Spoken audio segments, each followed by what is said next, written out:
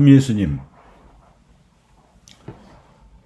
하느님께서 세상을 창조하시고 인간을 지어내신 목적은 인간으로 하여금 당신을 닮게 하심으로써 세상에 당신의 나라를 세우게 하시고 궁극적으로는 영원한 생명을 누리게 하시려는 것입니다.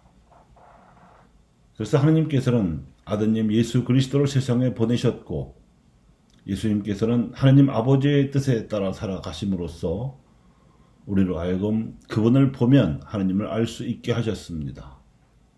그러므로 그리스도인들의 목표는 예수님을 본받는 것이고 목적은 하느님을 닮는 데 있습니다. 연중 제5주일인 오늘의 복음은 이러한 예수님의 공생활 전체 활동을 간추려 보도하고 있어서 병든 이들과 마귀 들린 이들을 도와주심으로써 하느님 나라의 복음을 선포하신 내용입니다. 치유와 구마의 기적이 이 과정에서 일어났고 이를 목격한 사람들이 처음에는 갈릴레아 지방에서 몰려오다가 점점 다른 지방에까지 알려지시게 되었습니다. 그렇게 많은 곳에서 예수님께 몰려들었던 병자들 가운데 많은 이들은 오늘 제1독서에 나오는 욥처럼 고달픈 인생을 살면서 날품파리 같은 나날을 보내다가 병을 얻은 사람들이었고 간혹 마귀까지 들린 이들이었습니다. 병들고 마귀 들린 이들은 예로부터 그리고 도처에 널려 있었습니다. 이들을 치유와 구마 행위로 도우심으로써 하나님 나라의 복음을 선포하신 예수님을 본받고자 오늘 제2독서에서 사도 바울은 복음 선포를 숙명적인 소명으로 받아들였고 더군다나 보수를 받지 않고 노동으로 경제적인 문제를 해결해가면서 복음을 선포하는 사도직을 자신의 명예로 삼았다고 나와 있습니다. 이렇게 복음과 독서로 들려오는 오늘 미사의 하나님 말씀은 하나님을 닮고 예수님을 본받는 길에 있어서 기본적인 바탕을 알려주고 있습니다.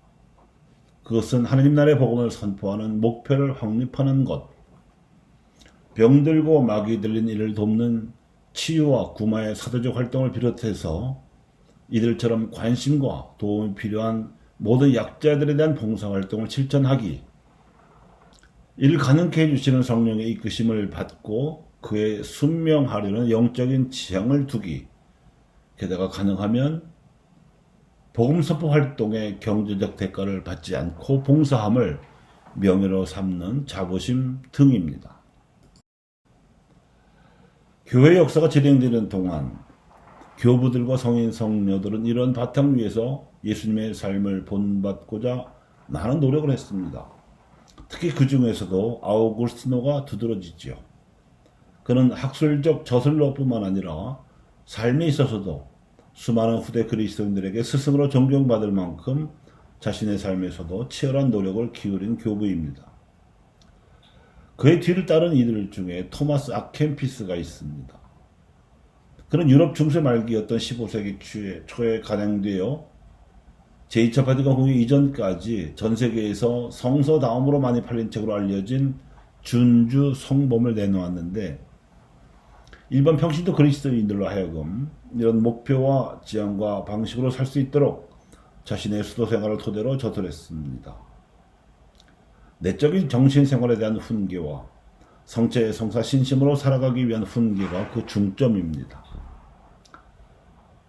그 이후의 시대적 배경에서 16세기의 종교개혁이라든가 17세기 이래의 산업혁명 그리고 18세기 이래의 시민혁명과 노동자 운동 등에 대해서 반발하고 이를 수습하기 위한 노력의 결과로 염세주의적 경향과 현실 도피적 경향으로 해석되기도 했지만 이런 시대적 영향의 거품을 걷어내고 알맹이만 본다면 준주 성범은 저자인 토마스 아켄피스의 저술 의도대로 그리스도인들로 하여금 예수님을 본받기 위한 구체적인 실천 지침을 제시하고 있다는 점에서 지금도 여전히 유용한 신심서적입니다.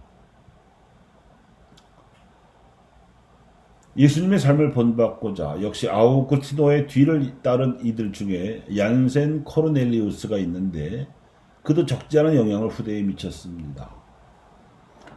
아우구스티노 신학의 주석가로 자주했던 그는 엄격함에 있어서는 토마스 아킨피스보다 한 걸음 더 나아갔습니다.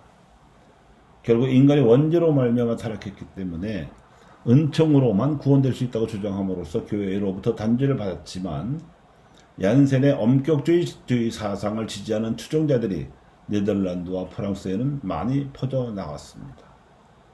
그리고 조선시대에 조선으로 파견된 프랑스 선교사들 역시 이 경향에서 자유롭지 못했고, 이는 조선교회 신자들이 박해를 받고 있었던 상황이어서 마치 가톨릭교회의 정통 신심인 것처럼 받아들여지기도 했는데, 나라를 일본 제국주의 세력에게 빼앗기고 민족이 엄청난 고난을 당하고 있는 와중에서도 버젓이 친일 노선을 걸을 수 있었던 것이 그 증거입니다.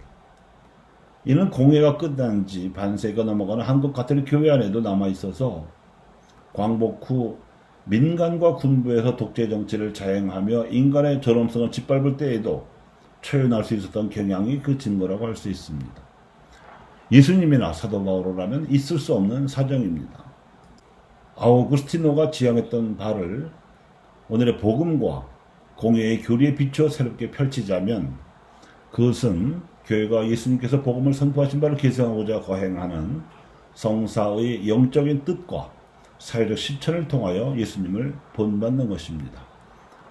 즉 성사의 제도적 뼈대에 머물지 말고 영적인 지향에 따라 영성을 받아들이는 한편, 사회적 실천으로 예수님을 본받는 삶을 살아감으로써 신심과 실천의 균형을 회복하라는 것이 성사 교리의 핵심입니다.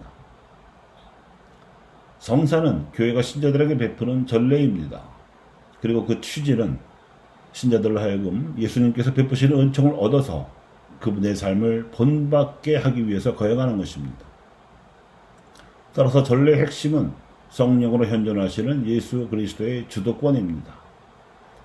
예수님께서는 공생활을 마치시고 승천하시면서 당신 제자들에게 세상 끝날까지 함께 하시겠다고 약속하셨는데, 그 현존 약속이 실현되는 마당이 성사입니다.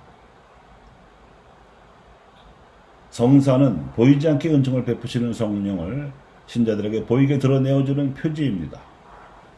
마치 하느님을 세상에 보여주신 예수님을 하느님의 성사라고 부를 수 있듯이, 교회는 역사와 민족 안에서 예수님을 보여주는 그리스도의 성사라고 부를 수 있으며, 마찬가지 이치로 개별 신자들은 세상 사람들에게 교회를 보여주는 교회의 성사입니다. 이렇듯 단계적인 차원에 따라서 말하자면, 신자들의 일상에서 행하는 모든 생각과 말과 행위가 모두 예수님을 본받고자 하는 것이기도 하며, 또한 그분을 보여주고 드러내는 성사적 성격을 지니고 있다고 할 수 있습니다. 그리스도인들은 세례를 받아 세상에서 죽고 하느님 안에서 새로 태어난 존재입니다.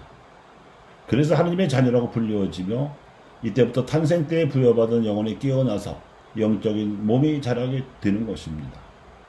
그래서 세상의 죄를 씻는 세례는 영적으로는 새로운 탄생이기도 합니다.